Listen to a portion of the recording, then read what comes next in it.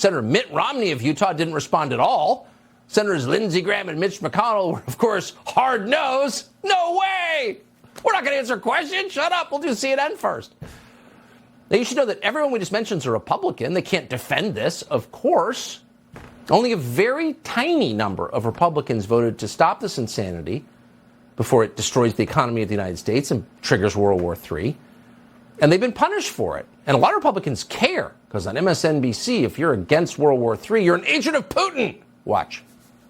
10 House Republicans voted against military aid for Ukraine. The usual suspects, but I'll read them out here. Andy Biggs, Dan Bishop, Warren Davidson, Matt Gaetz, Paul Gosar, Marjorie Taylor Greene, Thomas Massey, Ralph Norman, Scott Perry, and Tom Tiffany. The point is, Marjorie Taylor Greene and Vladimir Putin, and too often than I think anyone would like to acknowledge, Tucker Carlson, are all on the same page. We're on Putin's side. It's funny how the people who hate the United States the most and spend the most time tearing it down, oh, it's tainted by the original sin of slavery, it's a terrible country, 1619 Project, who truly hate the United States, are the one who accuse people trying to save the United States from being destroyed in a pointless war of siding with a foreign dictator. Ignore them. They do not speak in good faith. They're liars. Marjorie Taylor Greene represents the state of Georgia in the Congress, and we are happy to have her on tonight. Congresswoman, you seem to be fighting still, a year later, a pretty lonely battle on the Republican side to wake up your own party to what they're supporting, which is Joe Biden's chief and craziest policy aim. Like, what is this? Well, it doesn't feel very lonely from my standpoint, Tucker. You know, we just heard Mike McCall, one of my colleagues in Congress, talk about bipartisan support for this war against Russia and Ukraine. Yeah, there's bipartisan support among the American people, and that's support for our country, our border, stopping crime in our cities, reducing inflation, and making things good in America again. There's not bipartisan support among the American people for fighting a war in Ukraine that does nothing for Americans except force them to pay for it. You know, I'm really sick and tired of it, and so is everyone else. Here's the problem.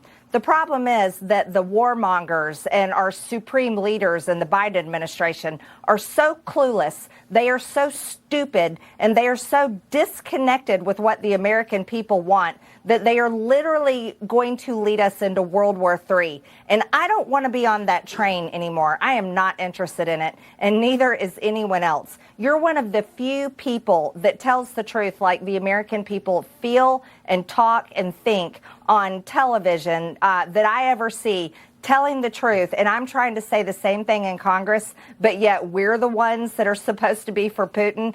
I don't think so. You know who's for China is the Biden administration and the idiots that I work with in Congress that are leading us into World War III and going to hurt America like never before.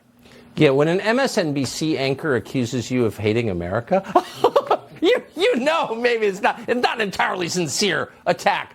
Are you making any headway? I mean, we really are moving towards something awful. I don't think that's an overstatement at all. Do you see any of your colleagues on the Republican side in the House coming around to your position? Well, I'll be introducing a resolution of inquiry on Friday, actually, tomorrow. And this is something I introduced in the previous Congress. Every single Republican, including Mike McCall, voted in favor for it. So I'll be introducing that on Friday. Let me tell you what it's going to do. It's going to force Congress to give the American people an audit.